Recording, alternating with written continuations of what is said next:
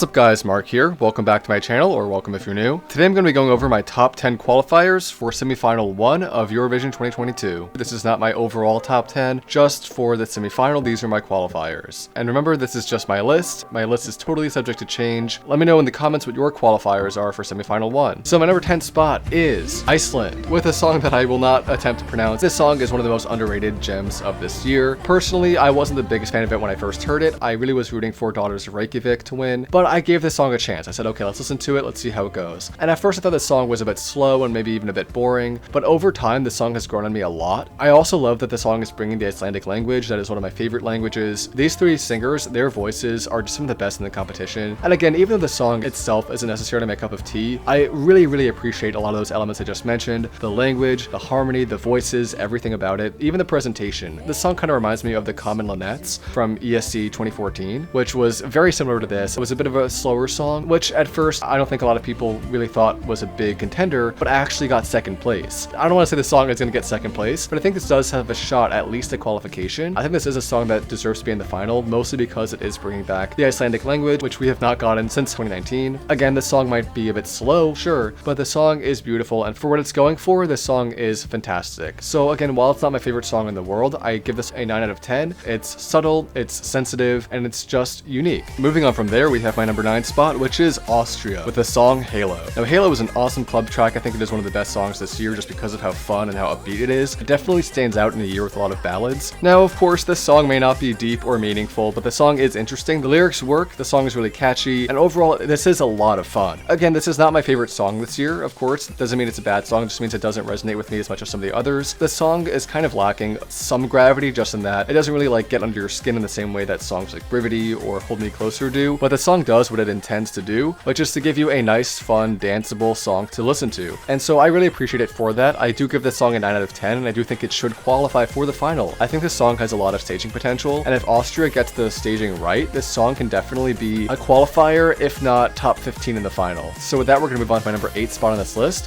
which is one of the quirkiest songs this year. I mean, I say that most sincerely, and that is Latvia. Latvia has a fantastic song this year. The song Eat Your Salad was an instant favorite from when I first saw it in Supernova. I was really impressed just with the performance of this song, how catchy it is, how fun it is. I also really like the sax guy. I love that there is a new epic sax guy in Eurovision. Great song, great work here. It is so much fun, very funky, very different, and very just out of the box. Maybe some people might not think it's like a musical masterpiece, and that I can understand, right? Like, the song isn't reinventing the wheel. Now, I will say I do give this song a lot of points because maybe a bit of personal bias. I think the song is really funny, and I love the kind of eco-friendly message and everything. I am a big fan of funny songs. I mean, that's a bit of a bias on my part, but I think that this song has a lot of potential for Eurovision. I think that a lot of audiences will enjoy it. I don't know if they'll vote for it more than some songs like Give That Wolf a Banana, but I think people are going to find it very funny and interesting. So overall, I think this is a good song. I think it is a lot of fun to listen to, and I personally enjoy it a lot. And that's really what matters here. I mean, this is just my personal list. I am far from a music expert, so don't come after me, but for me, this song gets a 9.5 out of 10. I just love it so much. It's a lot of fun, and I really am looking forward to seeing it in Eurovision, and I really hope that it qualifies. So then we're going to move on to my next spot on this list, which is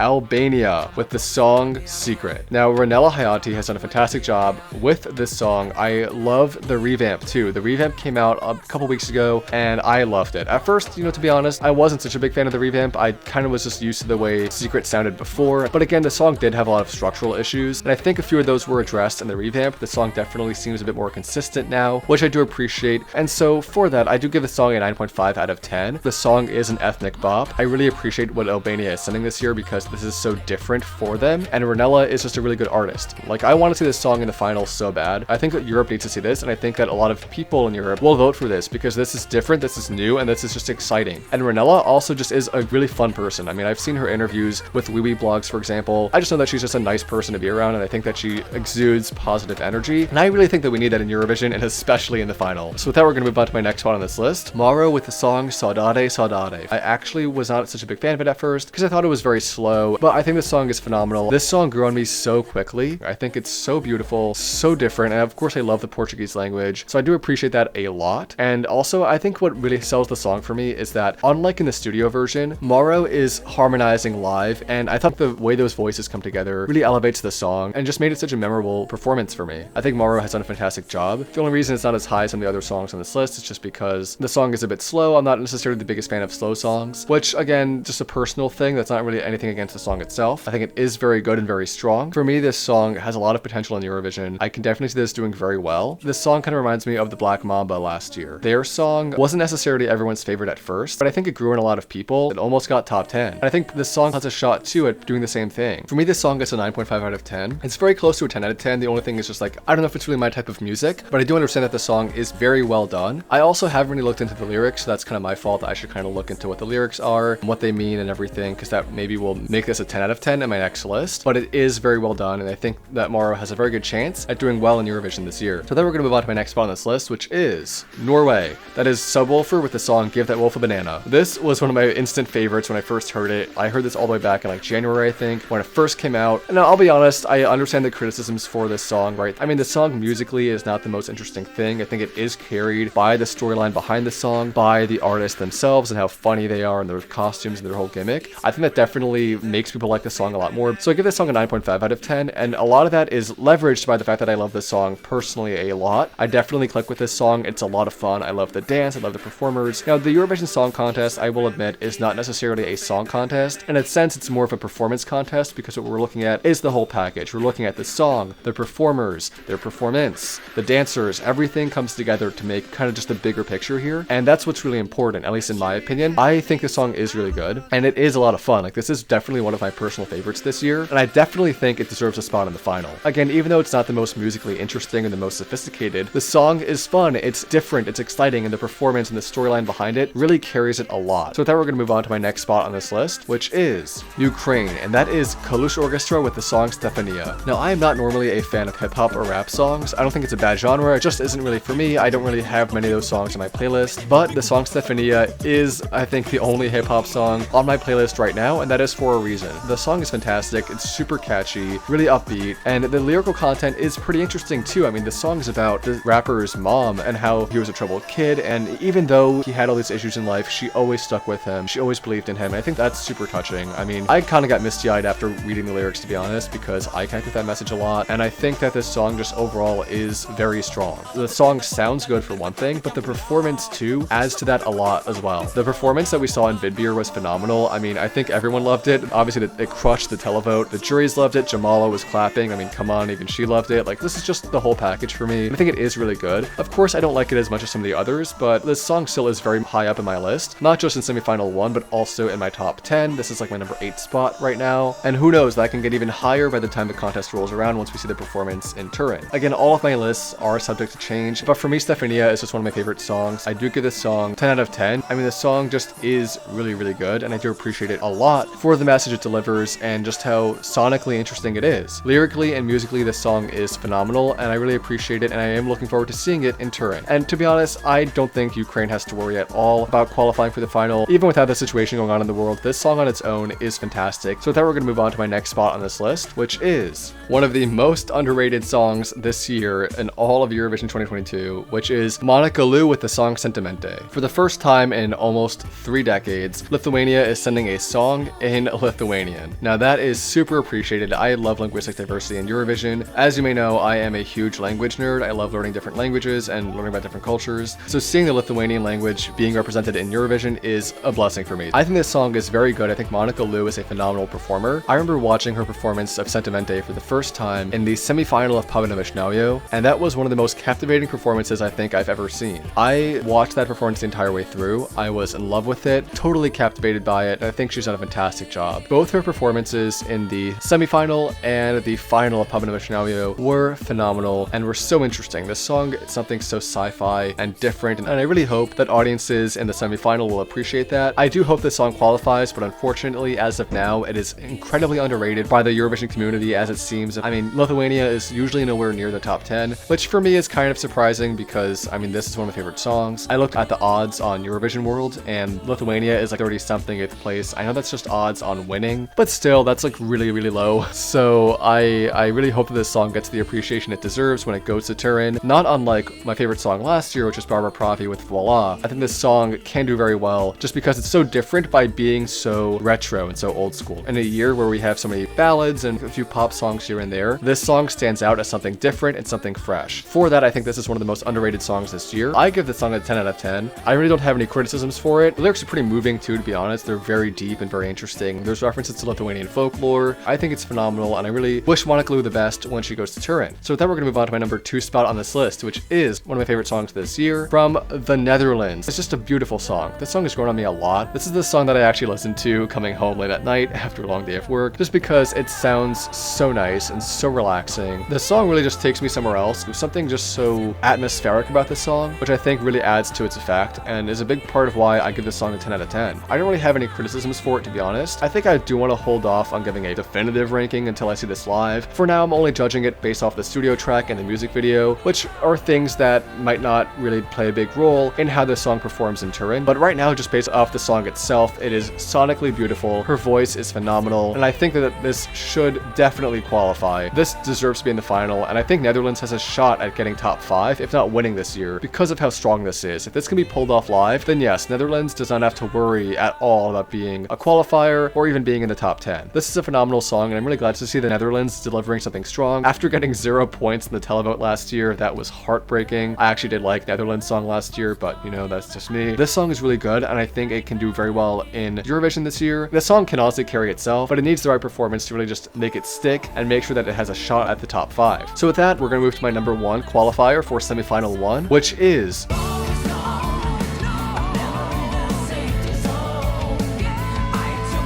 Greece. This is the song Die Together by Amanda Tenfjord, and this song is phenomenal. I wasn't sure how to feel about it at first. I think it reminded me a lot of other songs I've heard, and I'm also just not the biggest fan of love songs or songs about romance and whatever. Like, that's not me, but this song has grown on me a lot. At first I didn't get the hype behind Greece, but now I do. I think a big part of that is because of the music video. I mean, the Greek scenery, what a beautiful country. Like, I wish I could move there. The song itself is phenomenal. I think Amanda has a fantastic voice. A lot of those high notes that she hits in her studio track, I think if she hits them live, she has a shot at winning this year. And even though it's not in the Greek language, like I kind of wish it would have been, the song is still very strong. But like with the Netherlands, I'm only basing my judgments off of the studio track. I have never seen a live performance of this song, so I can't judge it as much as some of the other songs like Lithuania or like Portugal, etc. So even though the song is the number 1 on my list, I might not be that way if the live performance doesn't meet my expectations. But as of now, I'm trying to give the song the benefit of the doubt. I think Amanda Tenfjord is a very seasoned artist and a good performer, so I really have no doubt that she will be phenomenal in Turin. Amanda has a great voice. The song is musically interesting. The lyrics are a little bit weird, but I like them. It works, and the song is super emotional. I mean, the song actually made me feel something too. It took a few listens to grow on me, but once it did, it stuck. I think Greece really delivered, and for that, I give this song a 10 out of 10. I really don't have any criticisms for it at all. Even the kind of questionable lyrics about dying together, like, I don't mind at all. And I think Amanda will do a fantastic job in Eurovision if she nails the live performance. So with that, this has been my list of my top 10 qualifiers for semifinal 1 of Eurovision 2022. Let me know what your qualifiers are down below. And as always, let me know if you agree, disagree, leave a like, comment, subscribe, do all of that. Thank you all for watching, and I will see you all next time. Peace.